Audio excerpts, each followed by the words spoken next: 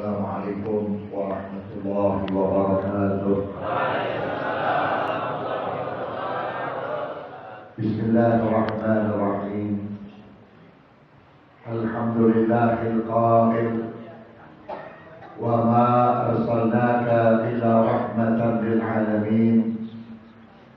Wassalatu wassalamu ala sayyidil mursalin Sayyidina wa habibina wa syafi'ina wa maulana Muhammadin wa ala alihi wa ashabihi ajma'in. Allahumma salli wa sallim wa barik ala sayyidina wa maulana Muhammad al-fatih lima ughliq wal khatim lima sabaq nasiril haqqi bil haqq wal hadi ila siratikal mustaqim wa ala alihi wa sahbihi haqqa qadrihi wa miqdarihi al-'azim. Yang saya hormati dan yang saya muliakan, guru saya dan guru kita semuanya, Fadilatul Habib Abdullah wa Rasulih Al-Mujahid fi sabilih Al-Habib Ahmad bin Saleh Al-Akhtar. Begitu juga kepada Habib Ahmad Al-Bahar, Habib Abdurrahman Al-Khalid, terkhusus kepada guru kita selaku Sahibul Bait Fadilatul Ustaz Dr. Andes Mardiani Hidayah beserta keluarga besar dan para santri-santrinya yang sama-sama kita hormati dan mudah-mudahan dimuliakan oleh Allah Subhanahu wa taala. Tidak terlupakan kepada aparatur pemerintah, sipil maupun TNI yang ikut bersama-sama hadir di majelis yang mulia ini. Mudah-mudahan mendapat keberkahan dari Allah. Malam ini kita beruntung duduknya kita di masjid. Kita disaksikan oleh manusia yang kita peringati lahirnya. Jangan dikira Nabi Muhammad tidak hadir. Karena Imam Jalal bin As-Suyuti radhiyallahu anhu, beliau mengatakan, "Ma min baitin quri'a fihi maulidur rasul illa mahabbatul malaika wa mutawafuna bin-nur." Apabila di satu tempat dibacakan riwayat hidup Nabi Muhammad SAW, maka tempat itu dipadati oleh para malaikat dengan membawa nur Nabi kita Muhammad SAW. Saudara hadirin yang saya hormati, saya tidak panjang lebar, mungkin nanti ada guru kita Habib Ahmad. Saya teringat dengan seorang yang bernama Bishir bin Harith rahimahullah. Bishir bin Harith ini seorang yang sangat cinta kepada Rasulullah, dan cintanya tidak nampak dengan yang lainnya. Orang yang biasa, bersahaja, tetapi memiliki keunggulan kecintanya kepada Rasulullah. Sehingga beliau berkata, "Ra'aitun Nabi sallallahu alaihi wasallam." Aku bertemu dan berjumpa dengan Rasulullah sallallahu alaihi wasallam. Kemudian Rasulullah bertanya kepadaku, "Ya Bishir, atadri lima rafa'allahu ta'ala min baiti aqrani?"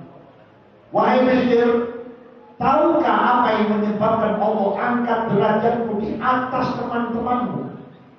Bishir berkata, "Saya tidak tahu ya Rasulullah. Saya tidak mengerti ya Rasulullah.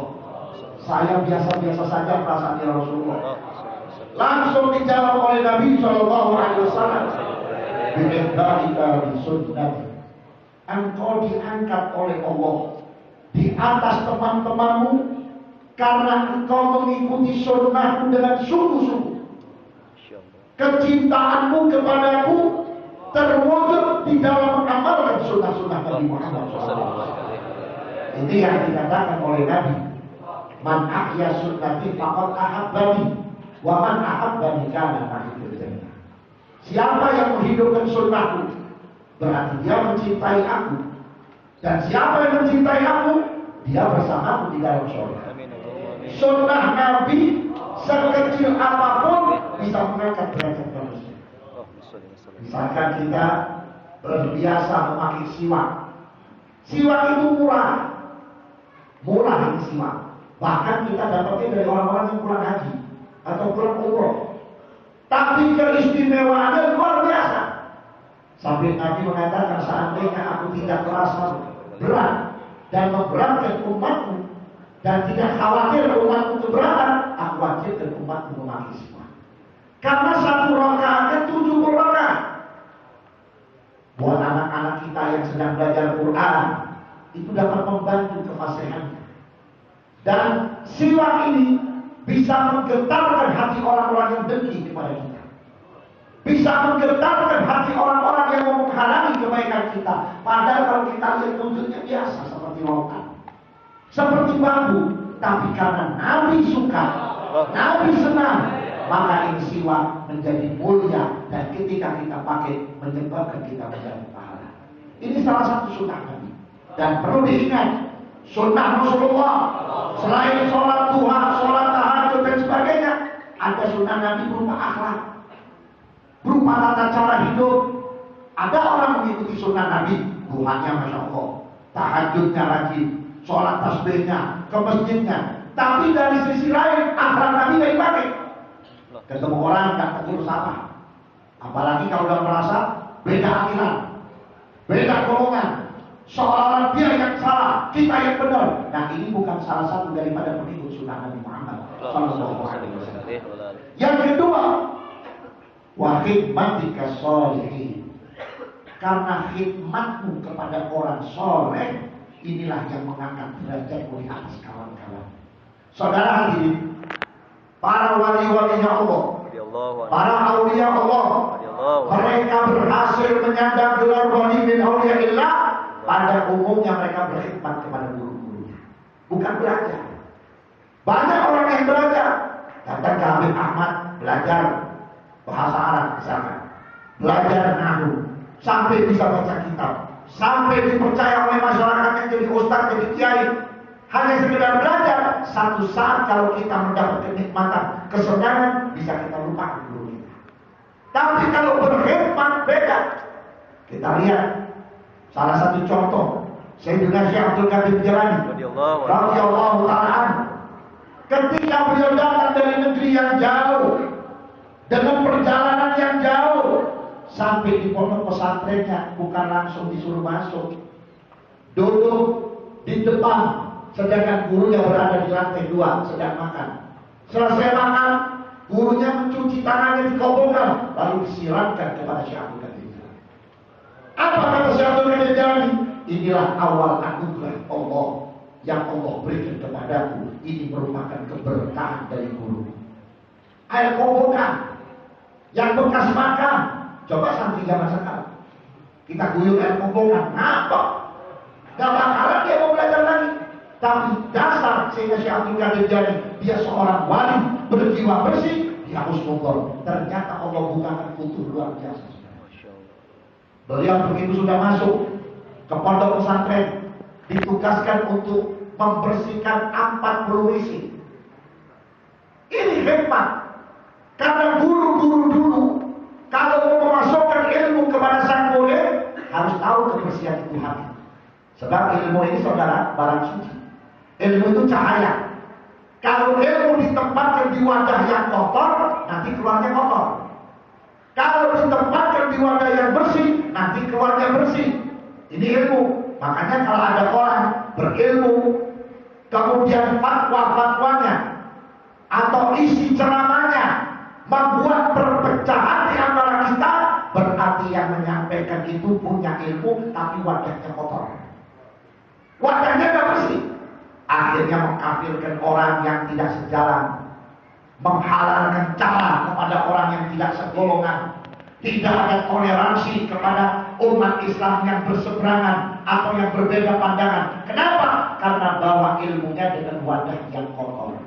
Makanya para habaib memiliki majelis, memiliki pesantren. Itu santri pertama dibersihkan dulu dengan membaca ratib, dengan membaca sholawat, diberi amalan, ini kamu baca habis subuh, ini amalan habis bohor, ini amalan habis asar. Tujuannya apa? Untuk membersihkan mangkok yang nanti bakal diwadahi ilmu, yang bakal diisi ilmu.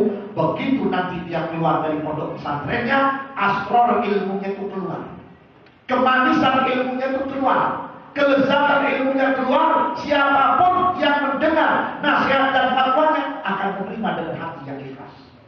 Nah, ini kembali kepada khidmat kepada orang-orang soleh. Saudara hadirin, orang-orang yang soleh ini merupakan sosok hamba Allah yang memberi kekuatan kepada bumi. Kalau di negeri kita tidak ada orang soleh, mungkin sudah sekian tahun yang lalu sudah diratakan oleh Allah. Tapi karena masih banyak munculnya orang-orang soleh, alhamdulillah, bala yang datang, musibah yang terus-terusan, tetap negeri kita masih makmur, masih aman. Ini berkahnya orang-orang yang soleh. Yang ketiga, kenapa Bishr bin Harith mendapatkan derajat yang tinggi dari Allah Ta'ala? Di antaranya, wa nusrika li ikhwani, karena engkau tidak bosan-bosan memberi nasihat kepada saudara. Umat Islam ini punya tugas untuk memberi nasihat kepada sesama saudara. Orang sekarang ini Pak, lebih senang dikasih duit daripada dikasih nasihat.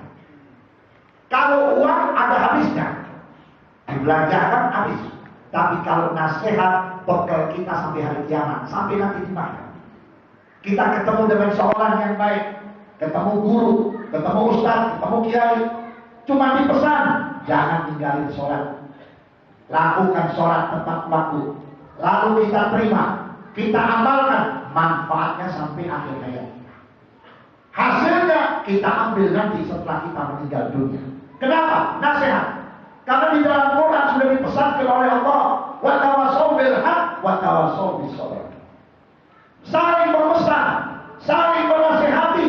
Pertama, memberikan nasihat kebenaran. Ini benar, ini jalan yang lurus, yang lain jangan diikuti karena jalan itu salah, dan memberikan nasihat agar kita sadar. Sebab iman semakin meningkat, keyakinan semakin meningkat, ujian semakin berat. Di zaman sekarang ini, umat Islam diuji luar biasa. Luar biasa. Kalau dulu zaman penjajah, musuhnya orang-orang muslim, musuhnya Belanda, agamanya bukan Islam, umat Islam bisa bersatu menghabisi Belanda. Tapi kalau sekarang musuhnya orang-orang Islam juga. Yang hina Nabi orang Islam, betul? Yang nyaci maulid orang Islam, yang mengkafirkan orang bersolawat orang Islam, yang mengatakan makanan maulid lebih najis daripada babi dan anjing juga orang Islam. Kita mau pukul, dia masih baca syahadat. Kita mau bunuh, dia masih membaca 2 kalimat syahadat. Ini yang lebih buyang, ini yang lebih berat tugas kita, saudara. Makanya saya katakan di mana-mana, saya tidak pusing, saya tidak ambil risiko, saya tidak ambil masalah. Kalau ada kelompok yang gak suka maulid, haknya dia. Gak suka sholawat, haknya dia.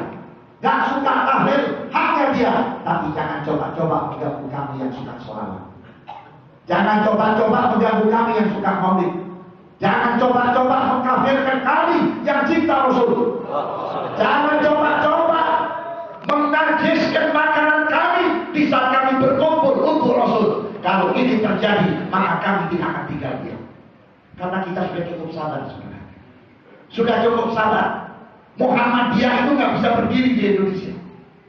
Al-Irsyad Persis nggak bisa berdiri di Indonesia kalau tidak ada toleransinya orang Ahlus Sunnah wal Jamaah. Tapi kenapa kok nggak bisa saling hormat menghormati? Anda nggak kunut, kami nggak repot. Anda nanti nggak tahlilan, kami nggak repot. Kenapa kalau giliran kita yang nanti pakai tahlilan diomong-omongin? Kita merayakan lahirnya Nabi diomong-omongin, bahkan dikafir-kafirkan. Masya Allah, padahal kita masih mustaqbilal kiblat. Tiap hari kita menghadap kiblat, melakukan sholat 5 waktu. Maka disinilah kita jangan bosan-bosan memberi nasihat kepada saudara-saudara kita. Nasihat kebenaran, nasihat kesabaran. Karena dunia tanpa kebenaran dan kesabaran, maka kita tidak akan kuat hidup di dunia. Kemudian yang keempat, wa mahabbatika li ashabi wa ahli baiti, karena kecintaanmu wahai Bishr terhadap sahabat-sahabatku dan keluargaku. Inilah yang menyebabkan Bishr bin Harith terangkat derajatnya, saudara. Hadirin yang saya hormati, Ahlus Sunnah wal Jamaah ini salah satu akidah yang lengkap.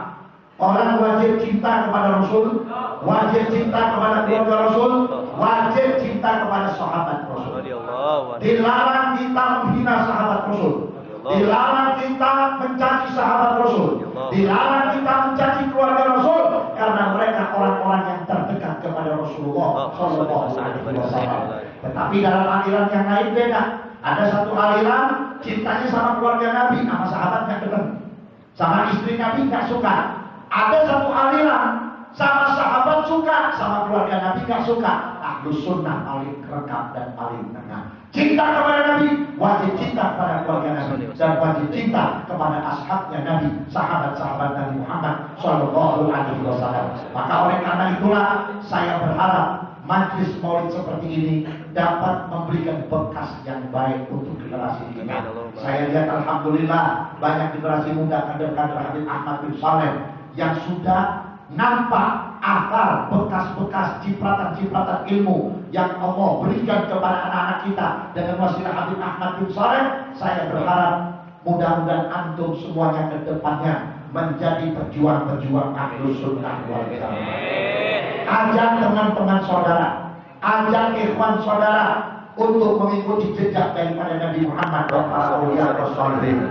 Antara maghrib dan isya lazimkan baca Quran dan juga baca hadis. Sholat subuh berjamaah, setelah itu membaca wirdul latin. Inilah yang akan memberi kekuatan kepada kita. Terus terang saudara, Ahlus Sunnah wal Jamaah ini nggak punya kekuatan apa-apa. Persatuan kita nggak ada, betul tidak? Duit kita nggak punya. Aliran yang lain, masya Allah, Syiah punya duit, Wahabi punya duit, Jil punya duit, setan tua punya duit. Kita nggak.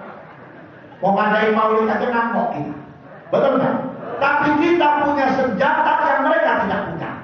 Apa senjatanya? Wirid. Wirid ini adalah senjata yang paling kuat.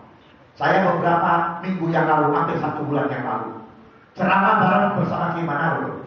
Beliau cerita kepada saya, Habib, di Lampung belum lama ini ada kejadian kelompok yang mengatasnamakan Salafi, Wahabi Salafi.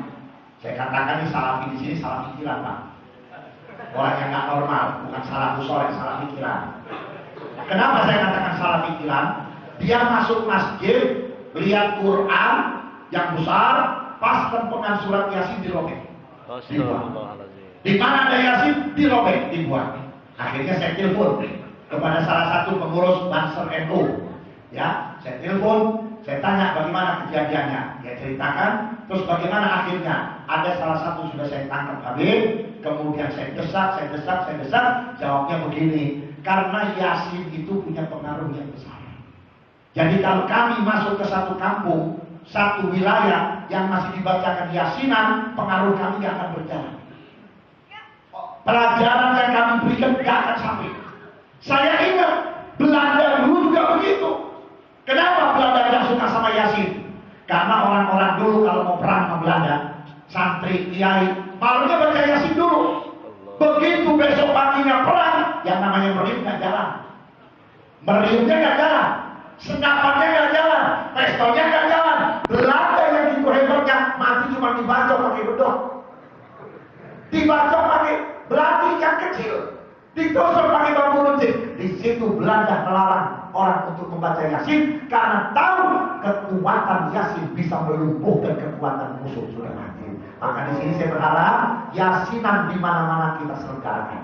Niat baca Yasin untuk keselamatan lahir batin, khususkan kepada umat Islam Ahlus Sunnah wal Jamaah. Dijauhkan daripada gangguan-gangguan aliran-aliran di luar Ahlus Sunnah Jamaah. Kalau di negeri kita ada aliran luar Ahlus Sunnah Jamaah, bubarkan ya Allah dari negeri ini. Keluarkan dari negeri ini. Dan pengikutnya sadarkan kembali kepada Ahlus Sunnah Jamaah. Ditambah dengan ratib, ditambah dengan wirid-wirid, ditambah dengan sholawat, insya Allah saya yakin mereka akan hancur dan kalang kabut.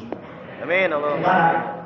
Donatur mereka itu Amerika dan Israel, termasuk Saudi Arabia dan Inggris. Ketika kita bacakan wirid tiap hari, apa yang terjadi di Amerika?